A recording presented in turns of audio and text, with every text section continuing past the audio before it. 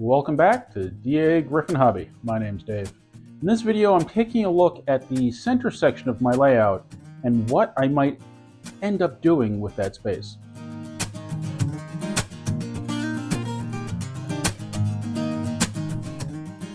Now, I've probably come up with 15 plans for the center section of my layout, and I've never committed to any of them.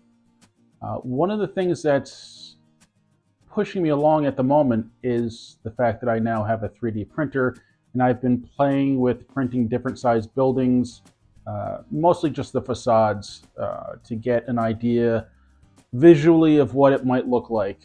It's not the most efficient way to mock up a city because it can take 11 hours to print a facade.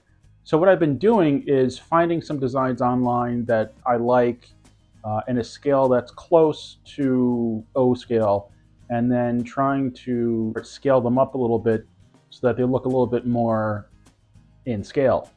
And what I found is people do role-play gaming, desktop models, things like that, and there's a scale, 28 millimeter scale. And that's, I think, right around, probably closer to S gauge. So what I'm been doing is multiplying, the scale by 20, 25, 30 to see how those models end up coming out. And I think I've set on 30% on top of that 28 millimeter scale, and it's a pretty good size.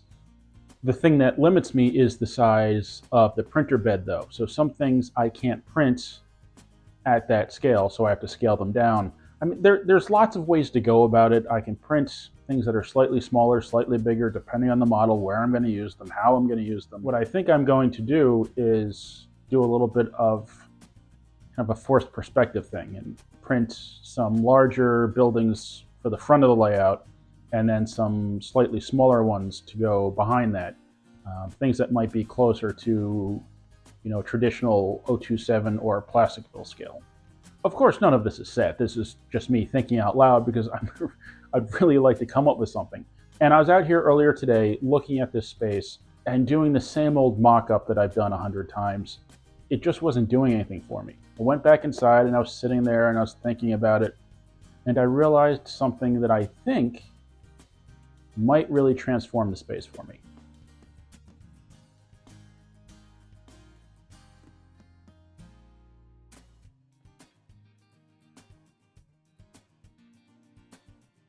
So right here is the middle section that I'm referring to. It's kind of just a long, narrow, straight, flat spot in the layout. And just lining up buildings here just never feels right to me. But what I've done is I've taken some of the slightly larger structures and pulled them forward and put the smaller facades up on top in the back. And so far, I kind of like the way it looks. So I'm hoping to make a little progress here, maybe commit to something.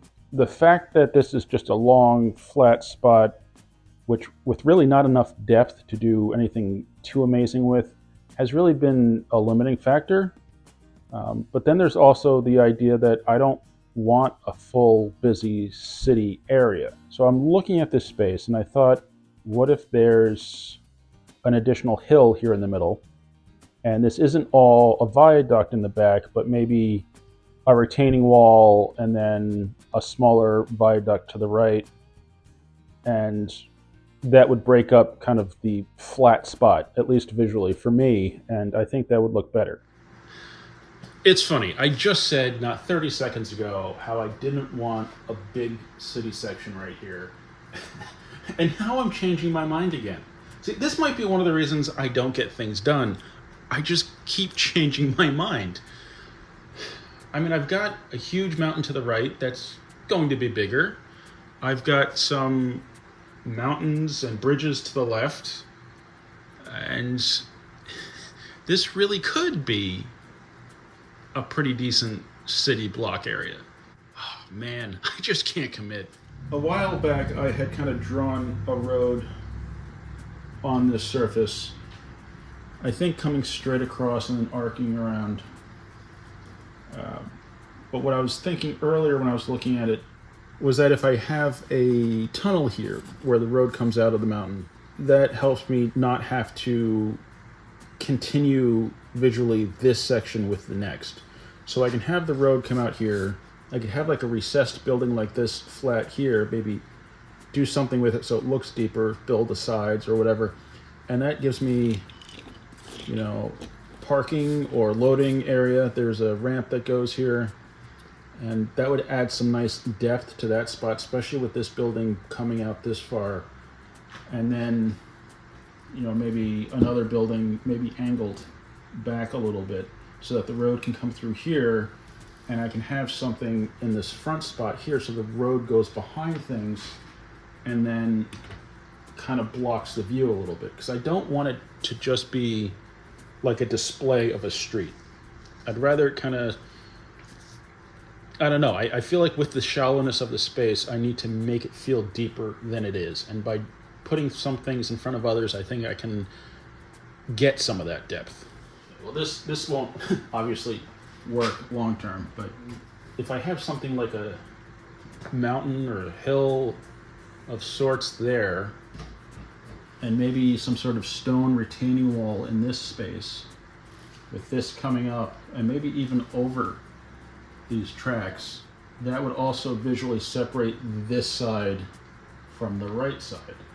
And then I could really do something different with both spaces, and then I could do viaducts in the back here. I mean, the initial idea was like almost like a 10-foot long viaduct, and I ended up not loving that after a while. I mean, it was all too straight. I think that's my main dislike for this section of the layout, is that everything is too straight. The track is too straight. A viaduct would be too straight. I'd rather add some more depth and interest. So I think I'm going to play around with that. I'm going to look around and see if I have some foam that I can mock up something here in the middle and maybe commit to something. I doubt it, but hey, it's worth a shot. So I'm fiddling with scale as far as the prints are concerned, and it's not like everything is a set scale, even when it says it is. This building was a 28 millimeter scale, which I enlarged by 20%. I probably should have done 30. It's really just not big enough. The white building here, it's supposed to be more of a kiosk or a stand, and that's kind of too big. So, and that's also in the 28 millimeter scale. So I think that one needs to be reduced a little bit. It feels a little oversized. It really doesn't help that I really don't have much in the way of scale buildings, so it's kind of hard to compare, but I'm getting there. And I've got ideas and I've learned some stuff. Now, buildings like this that are small, that are going to freestand, I can print entirely on the printer. If I have a building like this, with this kind of facade with the details, that I kind of need to print. But the rest of the building I can make by printing windows and doors and things like that in detail pieces, and use foam core or styrene or something to make the walls. So what I'm trying to do is find a compromise between 3D printing the stuff and fabricating it. Because some of the stuff just takes too long to print on the printer that I have. Now, of course, if I got a much more expensive printer, it would print a lot quicker, but that would kind of defeat the point of not spending a lot of money. But what I've got kind of set up here in front is some small stores, shacks, buildings, whatever, some small structures, and I'm kind of liking the way it feels. If I have some bigger buildings back here and little smaller ones in the front, maybe something a little taller just to block some view, I think it will be visually pleasing. I just stacked some foam here to kind of visually give the idea of a little bit of a hill, and I'm liking it. It kind of breaks up the flatness of the space. So, I mean, the rest of the layout feels very mountainous, so to have just this bland flat space in the middle just really doesn't feel right to me. So I'm going to keep playing with printing small buildings, facades of larger buildings, and then I'm going to try printing some windows and doors and detail pieces and see if I can fab up some buildings that way. I mean, I do figure that if I just print a bunch of windows and doors and details, then I can completely custom make the size so that it fits wherever it is I'm trying to put it, as opposed to having to scale up or scale down something that somebody else has designed. I think where 3D printing is really going to come in handy is for small detail pieces, custom pieces, fences. I printed a gravestone right there on top of the white building, and I think I could print some really neat detail pieces like that. And that's going to be a lot quicker than printing an entire facade of a big building.